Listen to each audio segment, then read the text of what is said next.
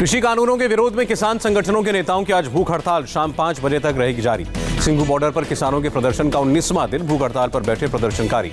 टिकरी border पर भी अनशन पर बैठे किसान। कहा, प्रधानमंत्री मोदी को जगाने के लिए किसान नेताओं ने रखी है भूख हड़ताल। गाजीपुर बॉर्डर पर आंदोलनकारी किसानों का हंगामा। किसानों ने NH 9 पर जाम लगाकर धरना दिया। कृषि कानून के खिलाफ किसानों की नारेबाजी।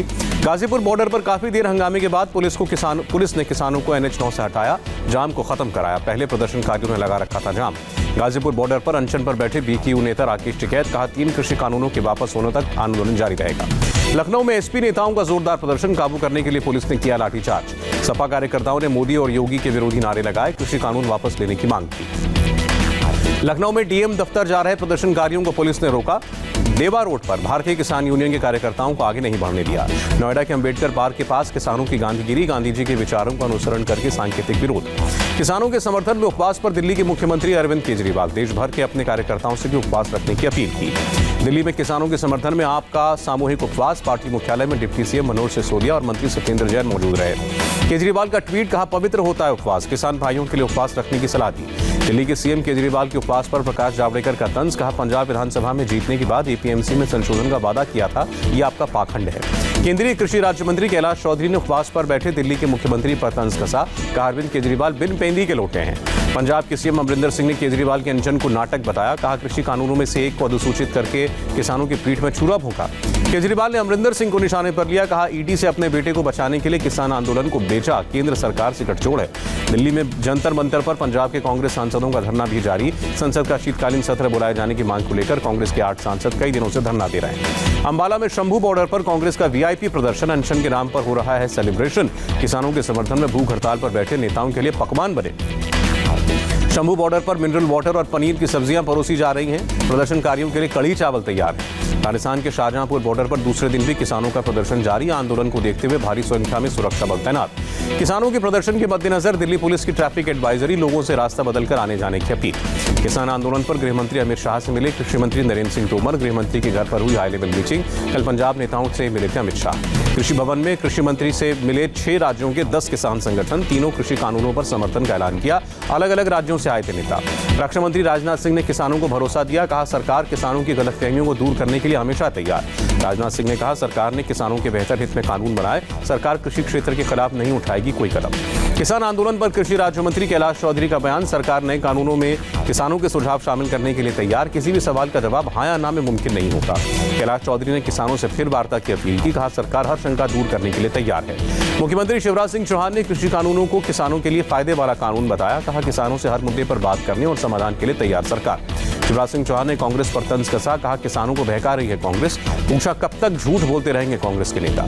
हरियाणा के डिप्टी CM दुष्यंत चौटाला ने केंद्रीय मंत्री नितिन गडकरी से की मुलाकात। राज्य में चल रही विकास परियोजनाओं पर चर्चा की।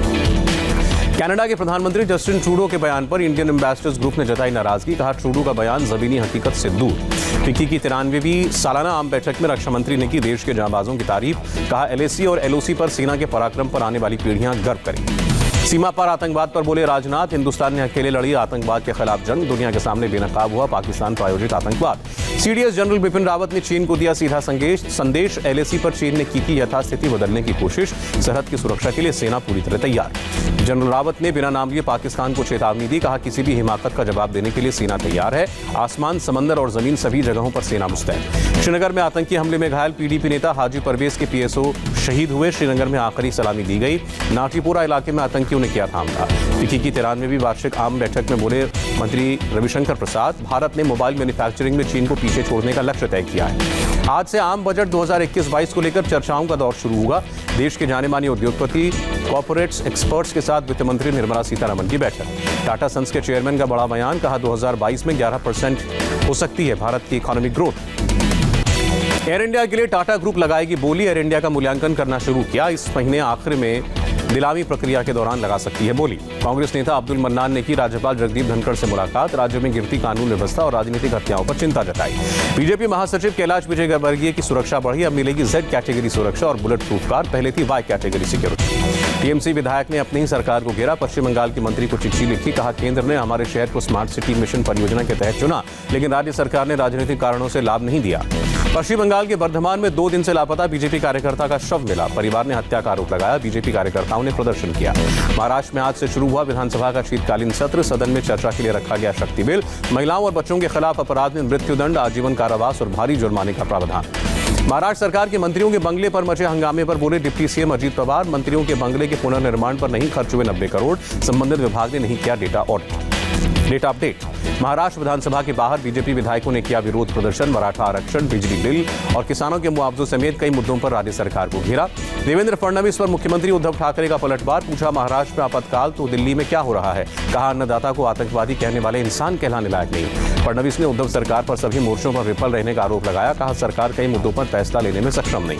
फडणवीस ने कहा उद्धव सरकार न किसानों की मदद कर रही है, न महिलाओं को सुरक्षा दे पा रही है। कोरोना को लेकर भी पूरी तरह फेल बताया। चेन्नई में सीएम पलानीस्वामी ने अम्मा क्लिनिक का उद्घाटन किया। राज्य में 200 अम्मा क्लिनिक खोले। तमिलनाडु विधानसभा का चुनाव लड़ेंगे एमएनएम के अध्यक्ष कमल हासन। कहा चुनाव क्षेत्र को लेकर बाद में ऐलान करूंगा। एमएनएम पार्टी के प्रमुख कमल हासन ने मदुरई में किया रोड शो। बड़ी संख्या में समर्थक जुटे। केरल के मल्लापुरम में स्थानीय निकाय चुनाव के तीसरे चरण के लिए वोटिंग। मतदान के लिए भारी संख्या में पहुंचे लोग। वोटर्स कर रहे हैं कोविड नियमों का पालन। कन्नूर में निकाय चुनाव में सीएम पिनरई विजयन ने डाला वोट। मुख्यमंत्री ने पिनरई के पोलिंग बूथ पर की वोटिंग।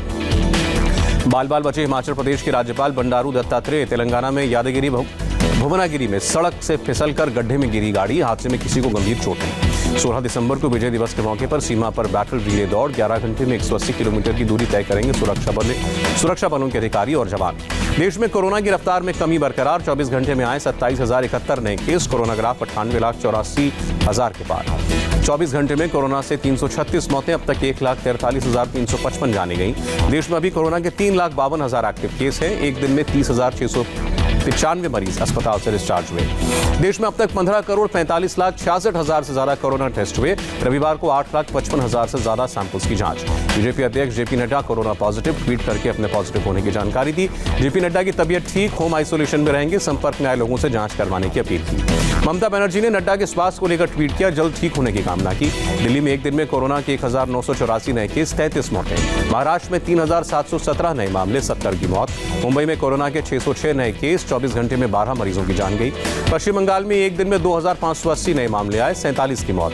ओडिशा में कोरोना के 332 नए केस, 4 और मरीजों की मौत। 386 संक्रमितों ने दी महामारी को मात।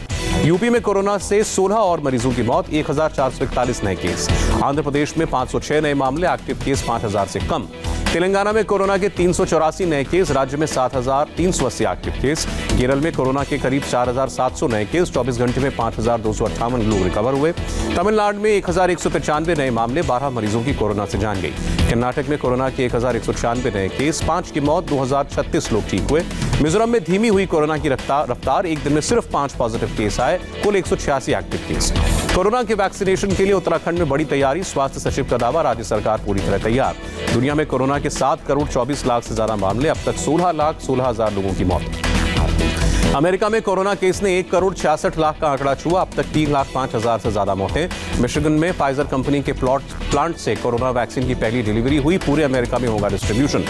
अमेरिका के केंटकी में 3 स्नो लेपर्ड्स मिले कोरोना पॉजिटिव, अब तक 6 तरह के जानवरों को हुआ कोरोना।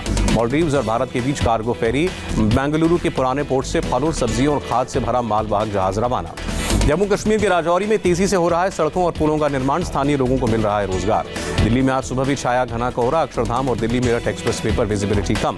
मुंबई में मौसम विभाग का अनुमान, अगले 4 घंटे होगी बारिश, रात से हो रही है बरसात। चित्तूर के श्री कालहस्ती मंदिर में मौनी अमावस पर श्रद्धालुओं की भीड़, सुबह से पूजा अर्चना के लिए लगी भक्तों की लंबी कतार। प्रयागराज में मौनी अमावस्या पर संगम तट पर आस्था की डुबकी, सुबह गंगा स्नान के लिए पहुंचे थे श्रद्धालु। संभल में हर्ष फायरिंग का वीडियो, राजपुरा थाना इलाके में नामकरण संस्कार के दौरान हुई फायरिंग, केस दर्ज करके आरोपियों की तलाश जारी। सूरत में दिन दहाड़े एक युवक की हत्या, आरोपी ने लोहे की पाइप से एक के बाद एक किए 33 बार वार। पुलिस ने आरोपी को किया गिरफ्तार। पुलिस के मुताबिक फैक्ट्री में 7 काम करने वाले आरोपी ने आपसी रंजिश में वारदात को अंजाम दिया। नागपुर में आरपीएफ के जवान बने देवदूत, खुदकुशी करने जा रहे युवक को बचाया। खजूरी खास में बिल्डिंग की दीवार गिरी, हादसे में एक बच्ची की मौत, दमकल कर्मियों और पुलिस टीम रेस्क्यू में जुटी। यूपी में प्रतापगढ़ में हाईवे पर तेज रफ्तार बोलेरो गाड़ी पेड़ से टकराई, एक सिपाही समेत 5 की मौत, गाड़ी को काट कर निकाला गया शव। मुंबई के लोखंडवाला में पेट्रोल पंप से सटी एटीएम में लगी आग, कैश समेत एटीएम जलकर खाक। पाकिस्तान में इमरान सरकार के खिलाफ विपक्षी गठबंधन पीडीएम ने लाहौर में रैली की। बड़ी संख्या में लोग जुटे। सऊदी अरब का कर्ज चुकाने के लिए पाकिस्तान को चीन ने कर्ज दिया। 2011 में समझौता होने की दलील दी गई। पाकिस्तान के रावलपिंडी में पुलिस स्टेशन के पास धमाका, 14 लोग जख्मी। अफगानिस्तान की राजधानी काबुल में फिर बम ब्लास्ट, 2 की मौत। एक दिन पहले दागे गए थे मोर्टार। और बाल्कन देश कोसोवो में सांता मैराथन का आयोजन, कोरोना प्रभावित लोगों के लिए जुटाया गया फंड।